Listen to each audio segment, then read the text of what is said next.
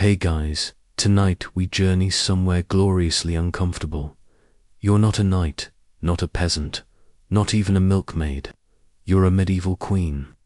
Velvet robes, a golden crown, a life of whispered secrets and endless obligations. The only problem, you just got your period.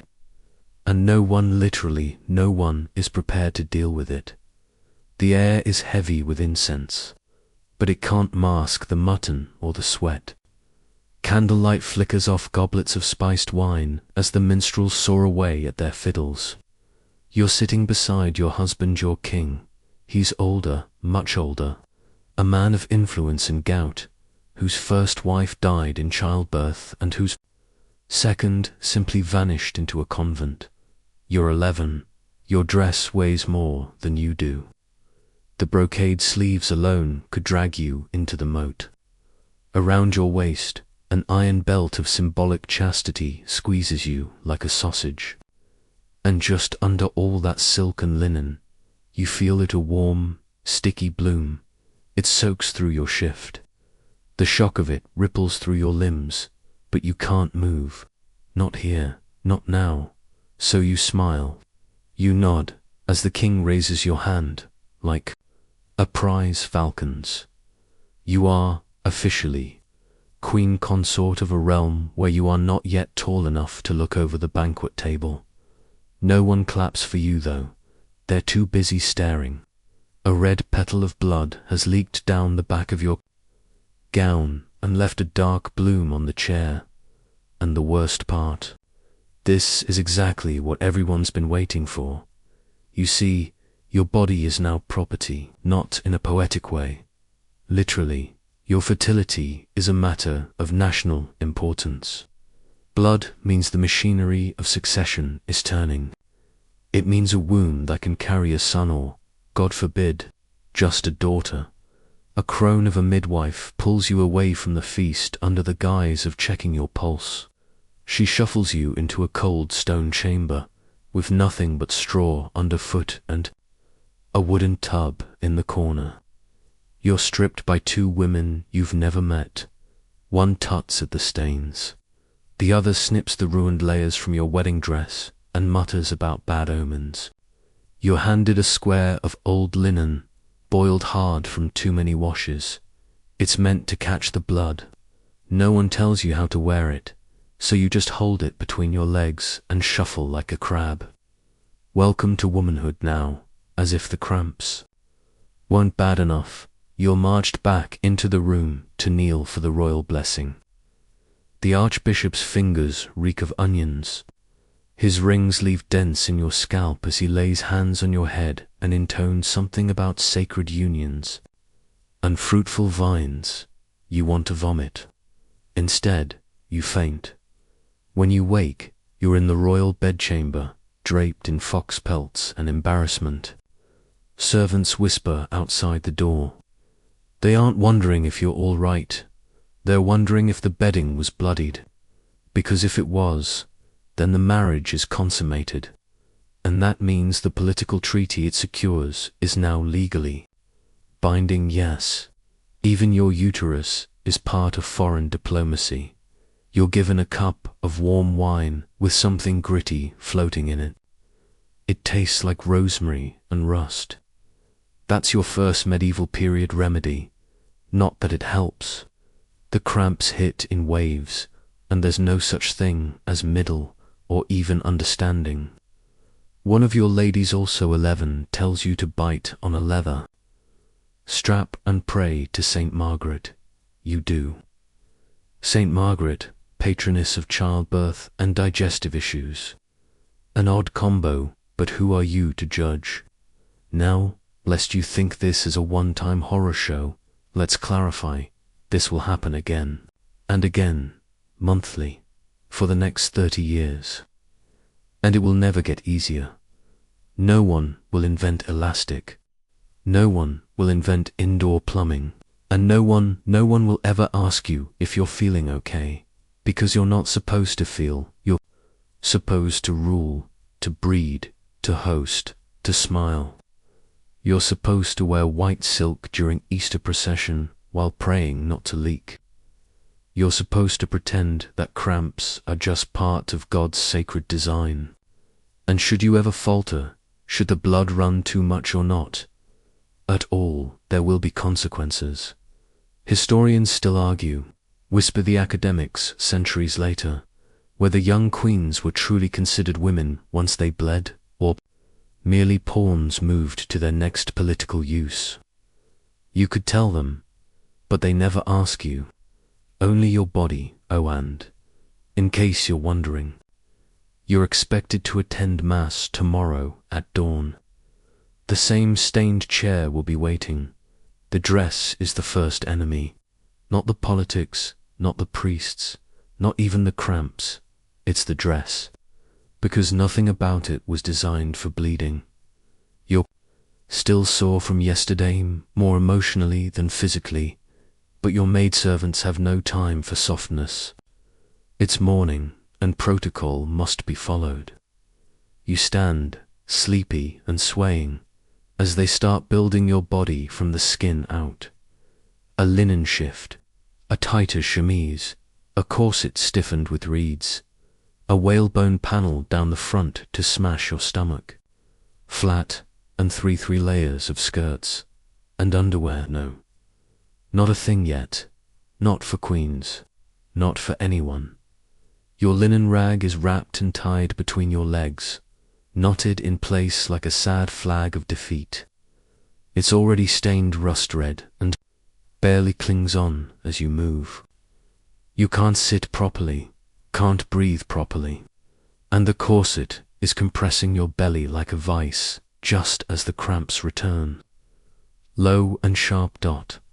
The gown itself is a marvel of artistry and a nightmare of practicality.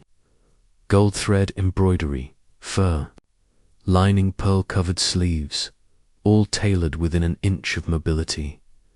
It weighs as much as a newborn goat, and the lacing, cranked tight across your ribs, it ensures your posture is perfect and your agony unseen. You glance in the polished bronze mirror. Your face is pale, your mouth pressed into a line. You look regal, you look like a painting. You feel like garbage, as the ladies fuss with your veil. One of them, Marjorie, the only one with a hint of kindness, whispers, "Try putting rosemary oil on your temples, my lady. Helps me when I'm leaking." Her voice is so quiet you barely hear it. Still, it's the first ounce of empathy you've received since this whole royal period. Parade began. The bishop will be expecting you at morning mass. You walk there slowly, trying not to wince, terrified with every step that something is seeping down your thigh. Every wooden bench, every tapestry-covered seat feels like a trap. What if you leave a mark?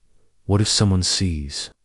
There's a reason you keep your hands folded at your stomach, not out of reverence, but as a shield. You sit only when you must, and rise too quickly when beckoned, afraid your dress might betray you. This is the paradox of queenship. You must be seen constantly and noticed never. Your presence is ceremonial, but your body must be invisible. Especially this part of your body. Historians still debate. Say the dusty university papers, how freely medieval queens moved about during menstruation. You could answer that. You could tell them exactly how it feels to parade in a blood-soaked bodice under the suspicious gaze of noblemen who believe a bleeding woman invites demons. Because yes, that's a thing.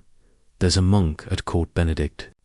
Or perhaps he just insists on being called that who once told your tutor that women's blood was the devil's broth. He said it without blinking while sharpening a quill. Now he nods at you from across the chapel, fingers laced in prayer, but you can feel the judgment wafting off him like incense. The queen must smile. The queen must be devout. The queen must never sweat or stain or sigh, but you do, because pain is pain, no matter the gold you're wearing. And let's talk about the smell.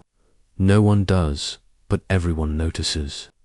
Without modern hygiene products, your only line of defense is a sprig of lavender tucked into your neckline and the vague hope that rosewater dabbed on your wrists might distract from the coppery tang.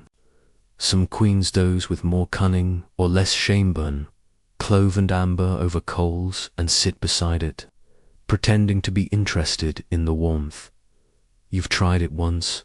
All it did was make your head swim and your gowns smell like burnt pudding. Still, everyone pretends not to notice. That's court life. A long, glittering silence full of things no one will say out loud until they do. You're halfway through the day's procession, slowly trailing behind the king and his entourage when a page snickers. Just once, quiet, sharp, like the snap of a twig. You look down, there it is, a red crescent blooming on the back of your inner skirt. Barely noticeable, but someone saw. Your stomach drops. Heat rises to your face. You want the floor to swallow you, want the tapestries to tangle you up like a fly in velvet webs. But you can't stop.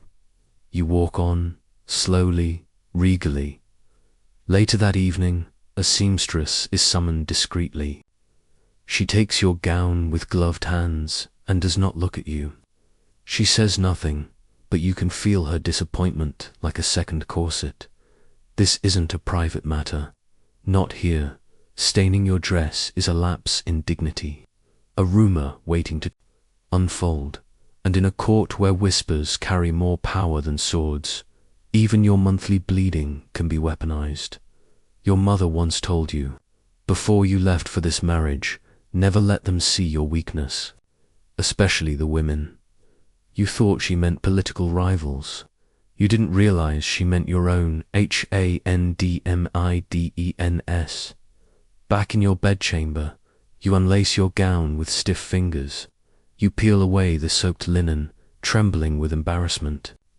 You bleed in silence, and still the candle must be lit for evening prayers. Still, you must write a letter to your cousin in Navarre.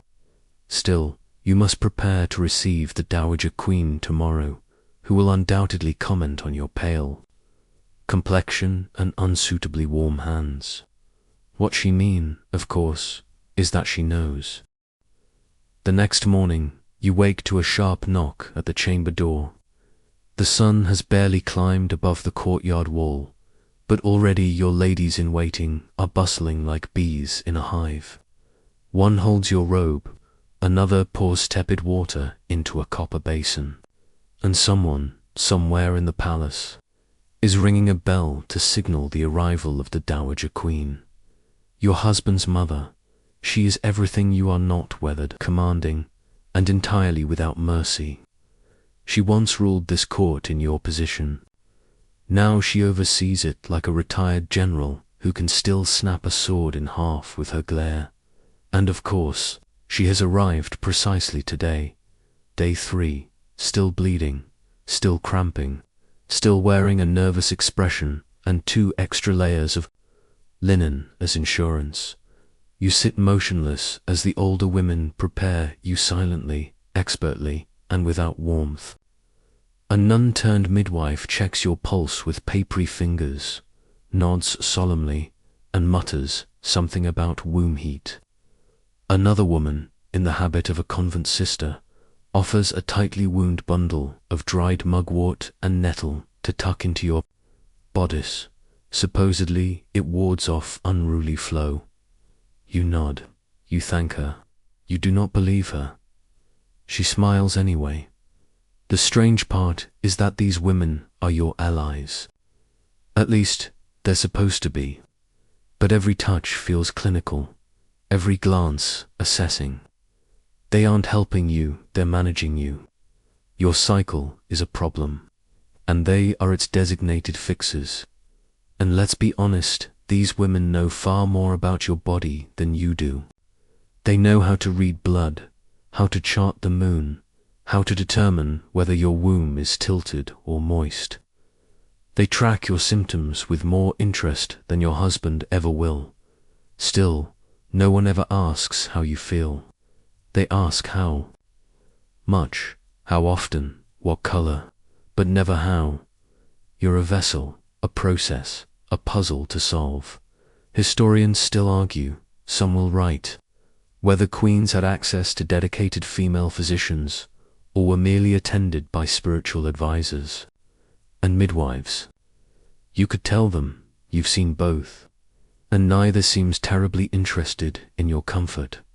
By the time you're dressed again, you've been dosed with a cup of boiled thyme, water bitter and metallic, and told to sit for exactly 10 minutes with your feet in ash-warmed sand. To draw the heat downward, says the nun, as if your womb were a pot about to boil over. You do as you're told. And then, as the bell tolls a second time, the dowager enters. She does not wait to be announced. She sweeps into the chamber like Winter, flanked by 2 of her own attendants and a lapdog that hates everyone under the age of 20. You rise carefully and curtsy. A bead of sweat slides down your back. The Queen Mother surveys you as one might a tapestry measuring stitches. Not sentiment. Your skin is flushed, she says, voice low. You're either with child or indulging too much wine. Not, you reply, and you don't clarify which she meant. She moves closer. Her perfume is strong violet and vinegar. Your time. Then, there it is. New decorum. New euphemism. Just a blunt truth flung like a stone into the room. You nod. She says nothing for a long moment. Then, at least that means you're not barren. You're not sure whether it's approval or accusation. But she gestures for your maids to leave. And suddenly, it's just the 2 of you in the room, thick with expectation and the scent of dried herbs. You'll learn, she says, lowering herself onto the window bench. That blood is your power if you know how to wield it. A clever queen can turn even her weakest days into leverage. You blink. This is not what you expected. She goes on. When the king grows cold, blame your cycle. When he's impatient for an heir, remind him of your timing. When a visiting noble tries to touch your hand too long, say you're unclean. Does that work? It doesn't have to. It just has to make them pause. You nod again, slowly. The old queen leans forward. But don't ever let the court see you bend. Not for blood, not for pain. You are not a woman here. You are the idea of a woman, and ideas do not bleed. She stands, collects her dog, and leaves with no further farewell. You're left with the flickering silence of your room and a strange sense of clarity. It still sucks terribly, but now you understand the performance a little better. Later that afternoon, a royal artist arrives to paint your likeness. It's part of the treaty agreement. Your image will be sent to a court 3 countries away so your face can be printed onto coins, onto altarpieces, onto tapestries you've never seen. You sit for hours, perfectly still, blood slowly soaking through your linen, while the artist dabs at your face with tiny strokes. He does not notice your clenched jaw. He only paints what is regal, and you understand now, this is the life you're expected to endure, quietly, elegantly, bleeding invisibly, smiling endlessly. But maybe, just maybe, there's a strategy in that. By now, you've developed a delicate little system. Not a good one, but something that works just barely. Folded linen squares, 3 layers thick, tied in place with braided wool cords. One cord wraps around your waist, another between your legs. It's scratchy, it shifts when you walk, but at least it keeps the blood off your skirts. Most of the time, there are no pads, no tampons, no drawers or underclothes, just hope, fabric, and gravity. You start hoarding your linens in secret tonally. The the softest ones. You pretend not to notice. When the laundry maid frowns at the stains she can't quite boil out, you tuck away sprigs of dried sage and rosemary, not for witchcraft, but because they helped cut the smell when blood and sweat mix under 5 layers of royal fashion. There are times, brief treacherous times, when you try to sit like a normal person, cross-legged on the bed, bent at the hip. But every position feels like an invitation to disaster. So you learn to perch, delicately, like a heron on a fence post, praying your linen holds. It doesn't always. Your biggest fear is the throne itself. Not metaphorically the actual throne, carved from oak, upholstered in cream-colored brocade, and set up on a dais for all to see. There's no cushion, no softness, and no forgiveness if you stain it, because you will be sitting there, whether you like it or not. Every morning court session, every feast day, every announcement of some minor noble's engagement. Your body might be aching, your linen might be soaked, but you're expected to smile, nod, and look as radiant as a sunflower in June. So you learn tricks.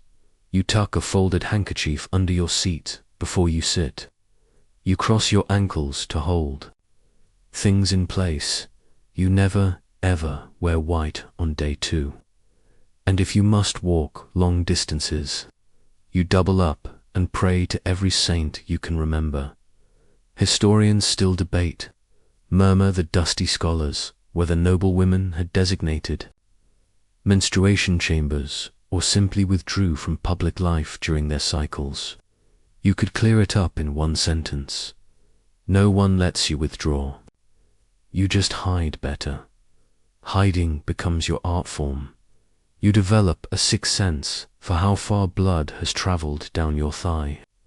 You memorize how much linen you need to fold to get through a mass.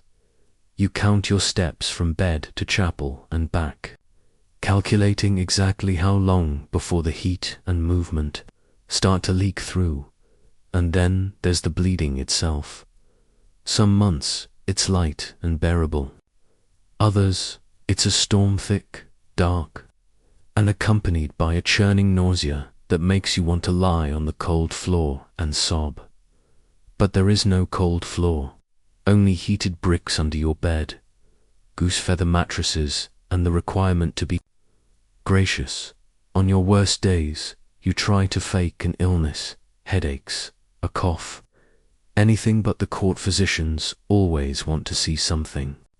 Fevers, swelling, visible signs, and menstruation. That doesn't count. In fact, if you don't bleed, that's when they panic. That's when the king's steward sends in extra midwives, starts whispering about fertility prayers and saintly relics. No one cares if you're in pain. They only care if you've bled at the wrong time or not at all. One autumn afternoon, while preparing for a procession, you discover a large red blotch on your undergown just as the trumpets are sounding. There's no time to change. You panic, tear off the top layer, wrap a curtain cord around your waist, and stitch an extra linen square to the back of your skirt with shaking hands. The entire event goes on without a hitch. You wave, you smile, you ride your mare side saddle. Through the village, everyone applauds. No one notices the curtain cord poking through your hem, until later, when the dress is removed and the blood is seen. One of your maids lets out a small hiss. It's too much again, she mutters, and the old nurse nods grimly. They make you drink a tincture of vinegar and goose fat to stem the flow. You spend the next 12 hours retching into a copper basin. But hey, at least you're not leaking. Every queen has her own recipe. Not for comforts, not the goal is control. Some chew waxy bits of frankincense. Others burn juniper branches and inhale the smoke, believing it closes the womb. You once Met a duchess who swore by powdered frog bone mixed into her wine. You tried it. Tasted like sadness. Your own favorite, if you can call it that, is warmed milk with cloves. It doesn't do anything, but it feels like pretending to be cared for. The worst is when you bleed in front of servants. They never say anything, of course. But you know when they know. The way they avoid your eyes. The careful way they fold your sheets. The fresh rushes scattered over your floor, too many, too fast. One night. You catch the youngest maid praying over your discarded linen. She looks up, startled. Forgive me, my lady. I thought it might have healing in it. You don't respond. You just nod, because what can you say? In a world where a queen's blood is both feared and revered, where it is hidden yet mythologized, every stain is a story someone else gets to tell, so you keep hiding it, tucking it under hems, folding it between your legs, bleeding in silence.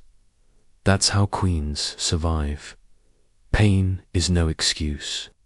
You learn that quickly. It doesn't matter if you feel like your abdomen is being twisted by invisible hands. It doesn't matter if you're dizzy from blood loss or if you've spent the last 2 nights curled up on the cold stone floor, biting your knuckle to avoid screaming. You still have to show up, because you're not just a woman bleeding in private, you're a queen bleeding under protocol. Today, for instance, you are expected to host a delegation of Flemish wool merchants. They've traveled hundreds of miles to bring you bolt after bolt of scratchy velvet and kiss your hand with overly wet lips. You're meant to smile, to toast their success, to pretend you understand or care about the price of dye in Bruges. And you are doing it all while wearing 4 pounds of metal jewelry and leaking steadily into your third linen wrap of the day. You shift in your chair, feel the warmth pooling, and nod politely as one of the merchants tells an endless story about sea tariffs. You murmur something agreeable, something queenly. Inside, you are calculating how long you can hold your posture before something gives way. Because posture is crucial. The royal image must not slump. You must never lean to one side, never clench your abdomen, never wince. Your hands rest lightly on the arms of your chair. Your back is straight, like the Madonna in the chapel painting. You ache for the freedom to just bend over and press a hot brick to your belly. But hot bricks are for kitchen girls. You're busy entertaining diplomats with a smile that could be stitched onto a tapestry. At some point in the feast, a jester juggles boiled turnips while singing an off-color song about a Flemish pig and a wine barrel. Everyone laughs. You do, to at least. Your mouth does. Internally, you're praying you haven't just laughed yourself into a stain. Later, when you finally excuse yourself under the pretense of afternoon devotion, you rush to your private chamber and tear off your outer skirt. Too late. A large, dark patch has soaked through the back. Your underlayers are ruined, your thighs streaked, your linen a mess. You throw yourself onto the stool, groaning quietly.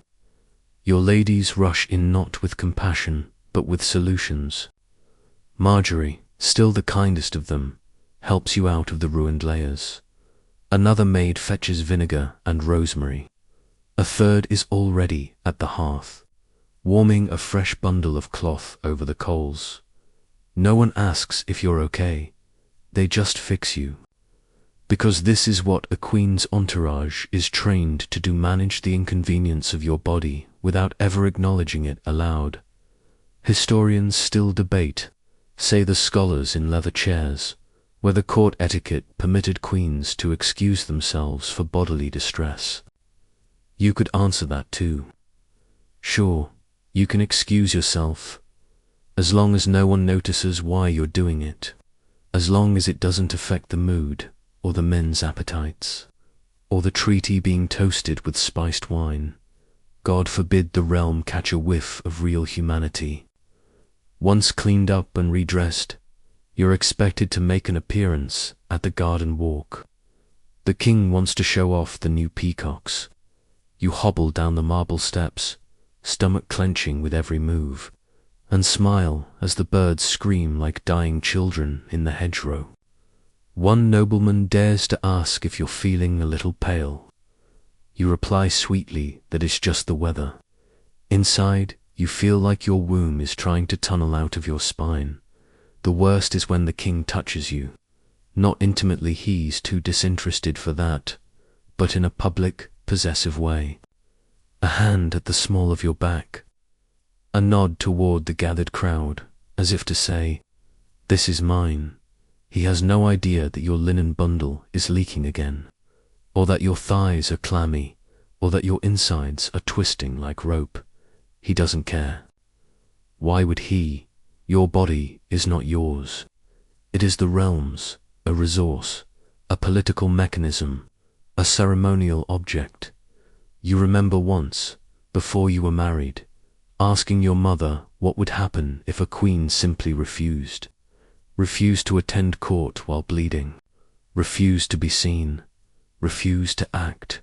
She'd looked at you, sadly. Then they'd say you were weak, and queens are never weak. Not publicly, not aloud. Even if they have to bite the inside of their cheek so hard it bleeds to keep from crying during a royal ball. Even if they have to excuse themselves mid-procession to change a blood-soaked gown behind a tapestry while pretending to admire the embroidery. That's the game. You get through the garden walk. You smile at the peacocks. You compliment the nobility. You nod at a bishop's sermon about divine order and womanly virtues. And when it's all over, you finally retreat to your chambers and collapse, sobbing into a fox fur pillow because it smells like cloves and home. You ache, but you've survived the day. That's the victory tomorrow. You'll do it again. Because queens don't get sick days. They get ceremonies. You start to notice a pattern, not just in your body, but in how people react to it. Every time your bleeding shifts even slightly, the court shifts with it. Servants trade glances. Ladies in waiting grow extra quiet, and the physicians start hovering like flies over a bowl of overripe fruit, because a queen's cycle isn't private. It's a ticking clock, a scoreboard, a whispering oracle that everyone around you watches more closely than the stars. And when it's late just once, everything changes. It's been 34 days, not that you're counting, but everyone else is. They don't say it outright, of course, but you can feel it. The air tightens around you. Every breath in the palace becomes a held one. The cooks are suddenly preparing your favorite dishes. The court physician asks to examine your tongue, then stares at it as if it might tell him your future.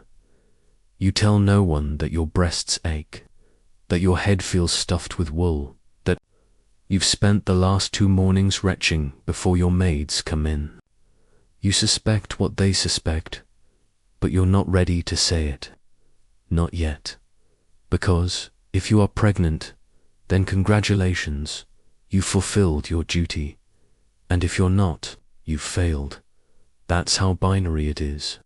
You're either a sacred vessel of lineage or an expensive disappointment in gold-threaded gowns.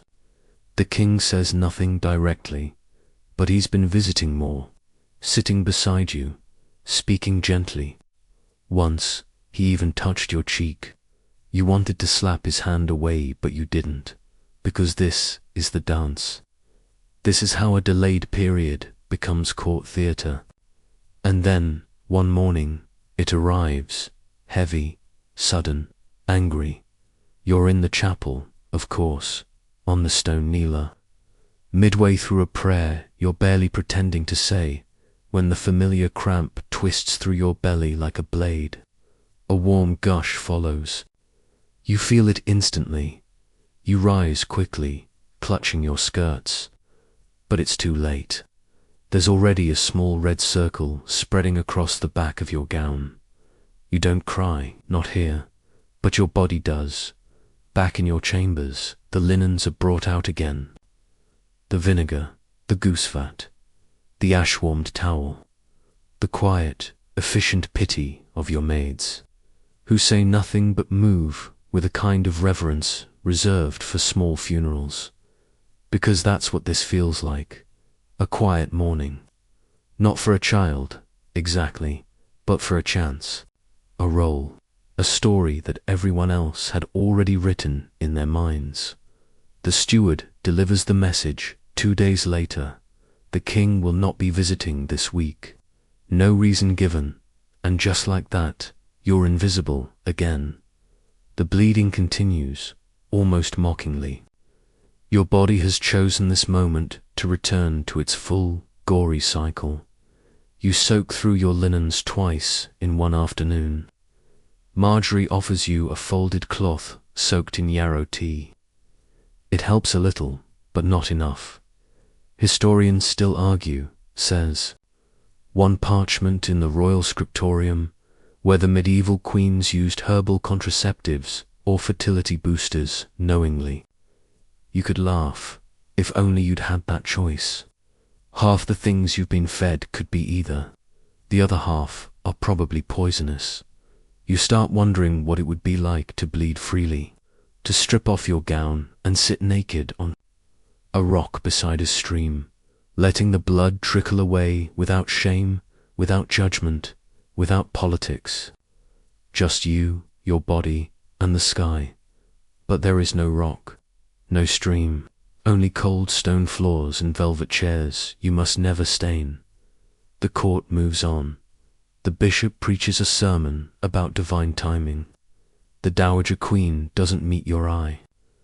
The visiting noblewoman from Aragon remarks that your hands seem a little less full than expected. You smile through it. You hold your tongue. You thank her for her insight. That night, alone in your chamber, you notice that the bleeding has slowed. Day 5, almost over. You lie still in bed, not from pain, but from the weight of disappointment. Your own, theirs. It's hard to tell anymore. You listen to the sounds of the castle boots on stone, a lute playing in some distant hall, the occasional hiss of wind against the window slats. Life goes on, so do you. You're a queen, which means your body is both sacred and scrutinized, celebrated when it delivers, condemned when it doesn't, and all the while it bleeds, quietly, invisibly, as expected until it doesn't, and that changes everything. By now, you know the signs, the way the lower back tightens first, like a string pulled slowly across your spine, the dull weight in your hips, the restless irritability in your bones, even when nothing is wrong. And then the blood, always the blood. It's no longer surprising, just tiring. But this month something is different. You're not cramping, you're not bleeding. You count the days in your head, twice, 3 times. You're not mistaken. The same people who once offered knowing. Looks when you doubled over in pain now glance at your waist with a quiet, sharpened hope. Every bite you refuse is watched. Every moment of stillness. Every time you put a hand on your stomach, even unconsciously, someone notices. You are being observed. Even your body language is no longer your own. Your maid, the younger one, blurts out the word first, pregnant. She says it like a spell, wide-eyed, as if naming it will make it real. You say nothing, because you don't trust it yet, because you've been late before, because your body has fooled you before, because hope is dangerous, because if it's true, everything changes end. If it's not, everything stays exactly the same. But deep in your belly, something does feel different. You're not imagining it. A pulling, a fullness, a flutter you tell yourself could be digestion, but maybe isn't. You don't bleed, not for days, not for weeks. The court begins to stir. The king asks how you're feeling. That's all he says. But it's more than he's said in months. The midwives begin to appear again, like mushrooms after rain. They ask gentle questions. They press your belly with warm, dry hands. They nod to each other with unreadable faces. It's early, one says, but promising. You start eating ginger in everything on bread, in broth, soaked in honey. It's meant to settle the stomach. You pretend you enjoy it, and still you bleed.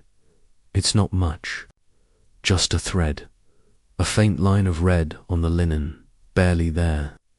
But you see it, you know it, and your heart sinks so fast you think it might stop. You tell no one. You burn the cloth yourself.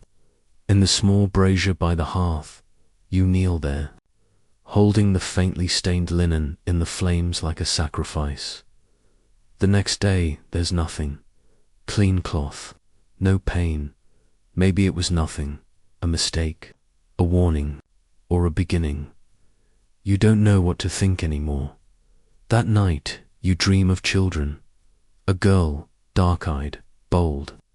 A boy with your hands. Neither speak. They just look at you calmly, expectantly, as if waiting for you to name them. You wake up, sweating. The physician is summoned quietly. He says your pulse is strong. Your skin is healthy. Your womb feels alive. Whatever that means, you are instructed to lie still, to rest, to let the body do what it was made to do. No horseback rides. No dancing, no excitement, no sharp emotions. You lie in bed for days. Sometimes you sleep. Sometimes you stare at the ceiling and wonder if this is all it takes to become a mother. Lying very still while the rest of the world frets and gossips around you, Marjorie brings you a small doll, carved from bone and wrapped in blue cloth. For luck, she says, placing it on your table. She doesn't say what kind of luck. The other women, especially the barren ones, start visiting again, bearing offerings, a piece of amber, a necklace made from dried figs. One woman offers a goose feather to be tucked in your pillow to help the soul choose to stay. You smile. You thank them. Inside, you are terrified, because hope has returned. And with it, the risk of loss. In the silence of your chamber, you run a hand over your stomach again, still flat, still quiet. And yet something is changing, you just don't know what, not yet. The first real sign doesn't come from you, it comes from your maid.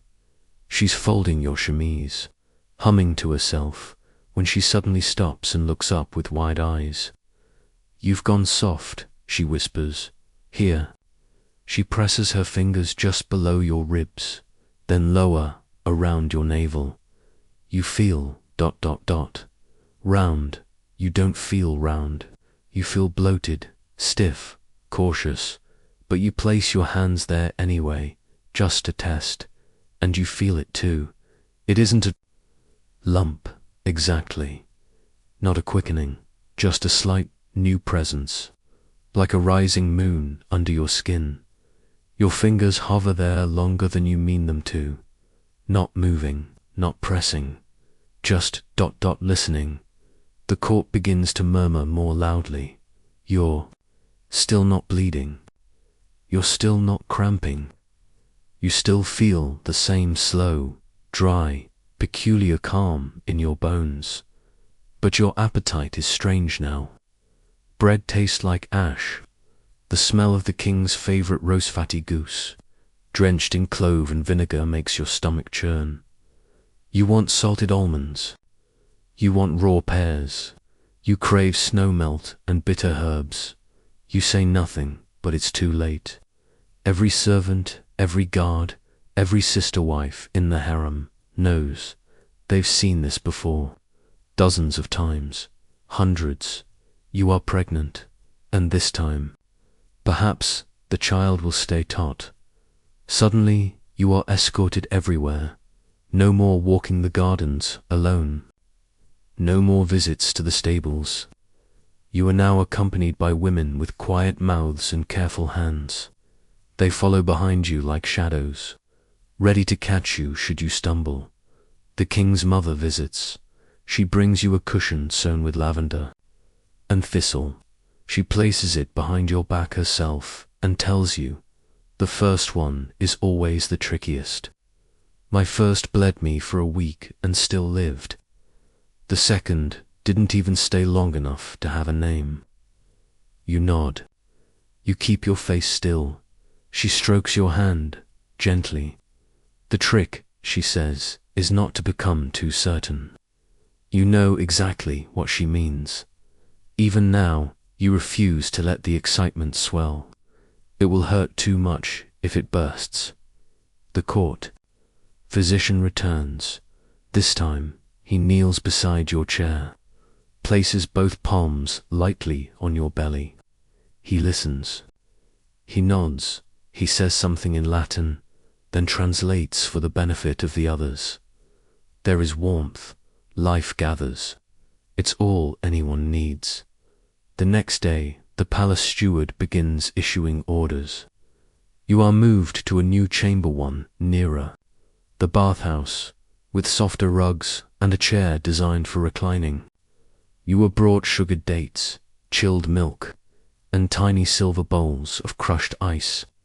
Even though it's high summer, musicians play outside your window in the morning, nothing too loud. Just strings and flutes and the occasional reed whistle. Songs meant to soothe. You are a garden being tended now. One misstep, and you might wither. One wrong word, one fright, one moment of pain. And all of this might vanish. But for now, it hasn't. Your stomach swells slightly more each week. You know it's not imagined. You are heavier, slower. You rise with effort now. You whisper to the bump at night, even though you feel no movement yet. You tell it about the moon, about the stars, about the scent of crushed rose petals and the softness of wool. And then, one morning, it moves. Not a flutter, not a shift, a real, unmistakable nudge, like a thumb from within. You stop breathing, and then you cry, not from fear, not from sorrow, but from the simple, shattering fact of it. It is real. There is a child inside you, one with fists and heels, one that is pushing forward, one that is against all odds still here. You sit in the sunlight after that, holding your stomach with both hands, like a relic, like a cup. You do not smile, but your eyes stay wide and watchful. Alert to every shift, the court watches you differently now, not with curiosity, but with reverence. Because they know us, you do that this might be the future king or queen, or nothing that is the strange truth of it.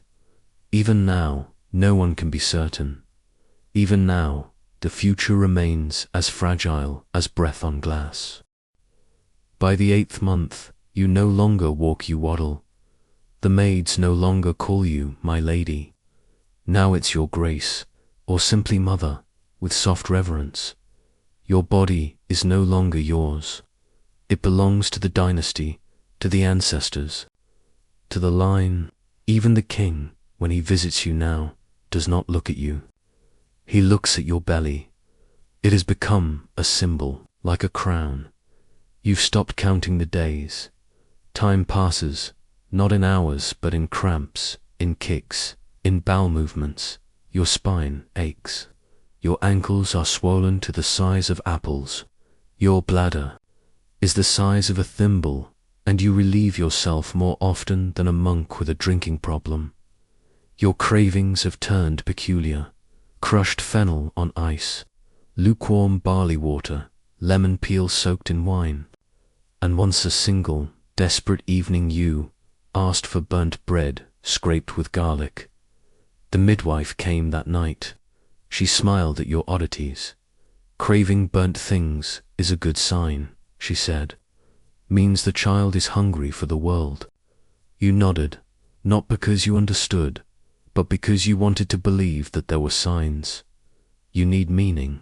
You need a story that holds this together. Otherwise, what are you doing? Swelling like a grape left in the sun, waiting for some divine or tragic event. Your body has become a shrine, a burden, a battlefield, and stilt hasn't happened yet. You grow large enough that sitting requires assistance. The servants layer your pillows so you may lie at an angle, straight on your back, and you can't breathe. On your side, and you feel like a tipped cow. You sleep in odd intervals an hour here, to there waking always to some new discomfort, and then, one morning, it changes. It begins with a pressure, like someone pushing down with both hands on your hips. Then, a warm rush. Then, a pain sharp, low, insistent. You say nothing at first. You wait. You hope it will go away. But it doesn't. The pain comes again, deeper this time. You shift. The pain grabs hold again. You are no longer alone in your body. The midwife is called. She does not announce anything grand or sacred. She simply pulls up her sleeves and rolls a stool toward the bed. It's time, she says, wiping her hands. You've heard the stories, of course, of screaming, of blood, of women biting through cloth or breaking the arms of attendants from the force of their grip. You imagined a storm, a violence, a holy terror. But this begins in stillness. You are made to lie on your side, knees pulled forward. The midwife tells you not to push, not yet. It must open first, she says, like a gate in spring. The first real contraction is a THUNDERCLAP.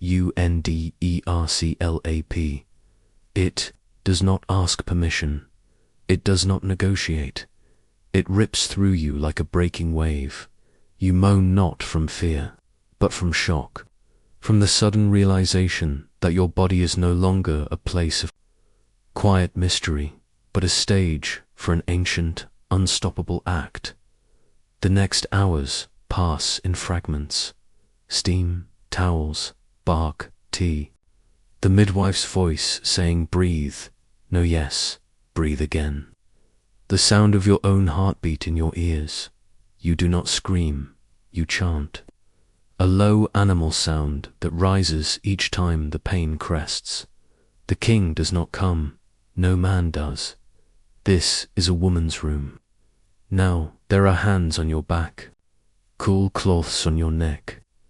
A prayer whispered somewhere nearby Coptic, maybe, or Greek. You lose track of time. The world becomes a tunnel, and then there, a tearing, a bloom of pain that feels like your hips are coming unstitched, and then something leaves you. The weight inside you slips downward and away. There is silence, a pause, and then a cry, high and sharp and furious, like a trumpet blast announcing a new reign. Your eyes blur, you try to rise, but the women gently push you back. It's done, they say. Rest now, just rest. But you need to see they bring the child to you wrapped in linen. Sticky with the first mess of life, a boy, red-faced, an SQOL, LING, and so small. He curls against your chest like he belongs. There, and for the first time, you feel the absence of fear. Not because the danger has passed, but because you've finally met the thing. You were afraid of losing Dot. You touch his brow. You whisper nothing at all. Just breath, just skin, just the miracle of still being here. The silence after birth is not silence at all. It is soft voices and shuffling feet, the rustle of linens being changed, the gentle drip of warm water into a brass basin. It is the sound of women clearing away the tools of blood and labor wooden bowls, red streaked cloths, bundles of herbs now limp with steam, and at the center of it all, there is you and him. The baby sleeps on your chest, his breathing shallow and fast, like a sparrow's. You dare not move too much, for fear of waking him or of waking yourself from this strange, suspended moment where the pain has ebbed, but not entirely left. Your body is sore and split, but it is done. You did not think you would feel peace. You thought there would be fear, or grief, or something dark and coiled. But instead there is this strange, heavy calm, as though the gods have wrapped you in warm wool and left you to drift. You are no longer the wife of a king. You are the mother of a prince. That title settles over you like a second skin, not altogether comfortable, but permanent. The other women tidy the room in silence. The senior wet nurse, a plump woman with iron grey hair, sits quietly in the corner. She has already examined the child and found him whole. 10 fingers, 10 toes. No webbing, no extra teeth, no strange markings. He is clean, normal, safe. You are more relieved than you expected to be. A priest arrives near dawn. He stands at the edge of the room, lighting a stick of frankincense and waving it gently over your bed. He does not look you in the eyes. You are unclean in his eyes. But the child, he blesses the child. He lays 2 fingers on the infant's forehead, murmurs a blessing in Coptic, then Latin, then the strange nasal chant of the old Egyptian tongue. He says the child is favored. He says the child will live. You want to believe him. He leaves as silently as he came. Later, after you've drifted in and out of sleep, they take the baby from you.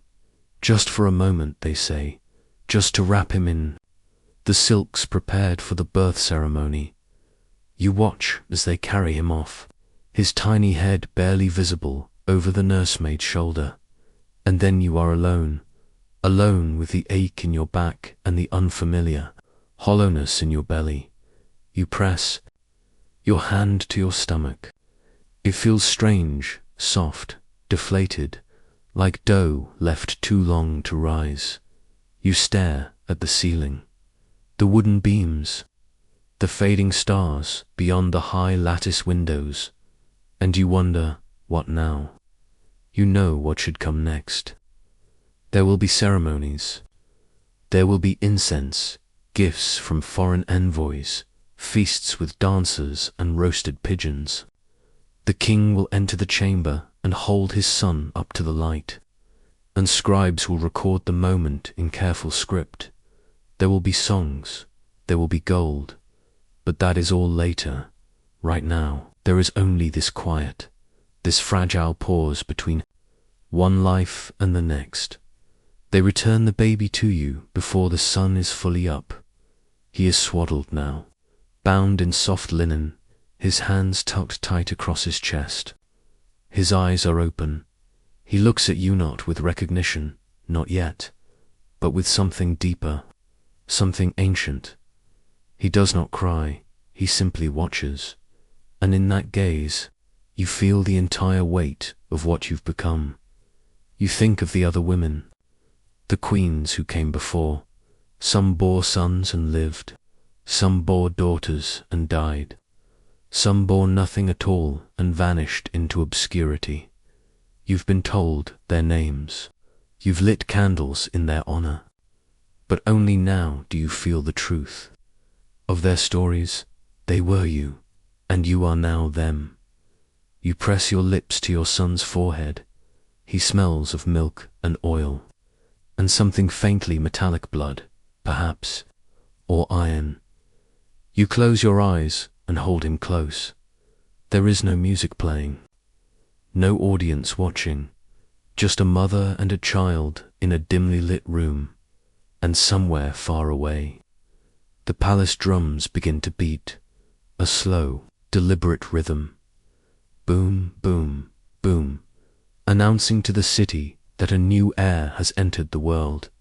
You hold your breath as the sound rolls out across the rooftops, through the alleyways and markets and gardens of Thebes.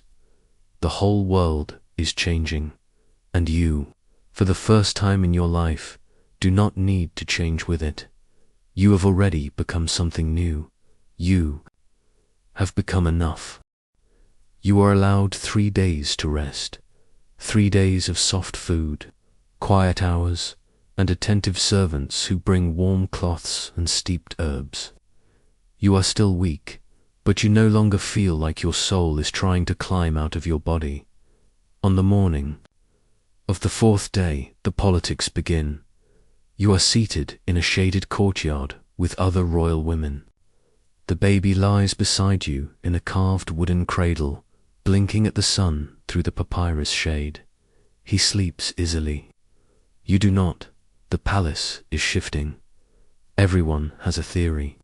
Every priest, scribe, and minor wife has an opinion about what your son's birth means for the throne, for the dynasty, for the gods. Some call him a sign of divine favor. Others call him a challenge to older sons, born of more noble mothers. A few suggest he might not even be the king's, though they don't dare say it aloud. You smile and say nothing. You learn very quickly that smiling and saying nothing is often your greatest weapon. Behind closed doors, factions are forming. The great wife of the Palasan older queen, who held her title since before you were born, has already borne sons. They are older than yours. Their claim is stronger, but they are also brash, cruel even. And your son, they say, looks just like the king did when he was young. You are warned not to trust anyone too deeply. You are warned that poison often comes in gifts of honeyed dates. You begin to keep your doors locked at night. Even among women, the danger never truly disappears. You don't attend the court yourself. Not yet. You are still in seclusion, as custom demands. But messages are sent, notes written on scraps of papyrus, gifts wrapped in linen. A certain woman gives you scented oil. A certain priest gives you a strange amulet carved with the eye of Horus. Every gesture is a whisper. Every offering is a question. Will you remember me when your son is king? And through it all, the baby simply sleeps. You envy him. You envy the way he doesn't understand what the world has already made him. You wonder how long that innocence will last. You wonder if you'll be the one to teach him how quickly it fades. Late. One night, a handmaiden tells you a story. You cannot sleep. The baby is restless. The air is thick with summer heat, and your fan-bearers are snoring softly in the corner. You whisper to the girl who brings your water, "Talk to me." And so she does. She tells you of a royal wife from 2 generations ago, a girl who bore a prince like you. She tells you how that woman was loved briefly, brightly, until her son's success made her dangerous. The great wife had her exiled. No one knows where she went. Some say she lived in the desert with goat herders. Others say she was buried alive in a private tomb, her name scrubbed from the records. You ask what her name was. The handmaiden shrugs. I don't think anyone remembers. You stare at the ceiling for a long time after that. You begin to notice how many rooms in the palace are sealed shut, how many doors lead nowhere, how many faces vanish from the courtyard without comment. The palace has bones, old ones, and sometimes, at night, you can feel them shifting beneath your feet. You dream of walking through dark hallways, past statues with broken noses and papyrus scrolls turned to dust.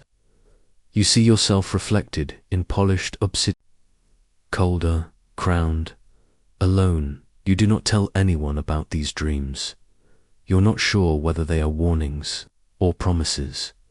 One afternoon, you are summoned. The king wishes to see his son. It has been nearly 2 weeks since the birth, and you are not sure what you expected, but not this. You dress in fresh linen. You wear kohl around your eyes. You braid your hair in the old style, with beads of lapis and tiny gold rings. You carry the baby yourself. Though your arms are still sore, the king's chamber is dark and cool. He is sitting on a low couch, chewing dried figs, his expression unreadable. He does not stand when you enter. He only gestures for you to come closer. You kneel, you offer the child. He does not touch the baby, not at first. He only looks. Then, slowly, he reaches out one finger and brushes it along the boy's cheek. He looks like me, the king says. You nod, he nods back. And that, apparently, is enough. The king waves his hand. A scribe nearby begins recording something. Perhaps it is a recognition. Perhaps it is only a note in the day's log. Either way, it is done. You are dismissed without ceremony, but the scribes will mark today as the moment your son was acknowledged, and once something is recorded in ink on papyrus, it becomes harder to erase. That night, you are not offered sweet wine or music, but you do not care, because now your child is real in the eyes of the court, not just yours, but his, too. The naming ceremony takes place by the river. The priests chant for over an hour. The baby wails once, then sleeps again in your arms. The king is present, but distant. The women of the court whisper behind their veils. You stand very still. The child is given 3 names: 1 for the gods, 1 for the palace, and 1 that will never be. Spoken aloud, known only to you and the king. It is whispered into the child's ear. It is recorded in a hidden scroll. It will be buried with him someday in a sealed jar of sand and cedar. The names are long and beautiful. They invoke Ra and Osiris and Horus. They speak of victory and light and lineage, but to you, he is just your son. A boy with soft fingers and a squeaky cry and a habit of sneezing when the air gets dusty, as the crowd bows before the altar, as incense thickens the air, as the priests declare him a future vessel of divine power. You think only of how much milk he drank this morning, and whether he'll sleep again before dusk. You do not feel holy, you feel responsible, and that is far more terrifying. Seasons pass. Your son begins to walk, he begins to talk, he learns to say your name, not mother, but your name, the one you were given before you were ever a wife or a consort or a vessel for legacy. And when he says it, you remember who you used to be. The palace continues to shift around you. Some wives fall from favor, some die in childbirth, vanishes completely, though you never ask where she went, but you remain quiet, steady. You host small dinners for visiting priests. You donate linen to temples. You commission a small statue of the goddess Tauret, mother protector of children, and place it at the palace gate. No one notices at first, but then they do. You are not powerful, not yet, but you are trusted, and in this world, trust is more dangerous than gold. By the time your son is old enough to attend lessons with the royal tutors, people begin to speak of you differently. They call you the steady one, the quiet pillar, the mother of the sunchild. You know better than to believe it, but you smile and say nothing. You learn that legacy is not about noise or spectacle. It is about patience. It is about surviving long enough to still be standing when everyone else has been swept away. And one night, when your son curls up beside you after a bad dream, you whisper to him the truth, that it is a hard thing to be born into power, that even love can be a weapon, that the world will try to shape him into something sharp, but that he must never forget how to be soft. He falls asleep before you finish speaking, and you smile, because that too is something you've learned sometimes. It is enough just to begin the lesson. Asterisk.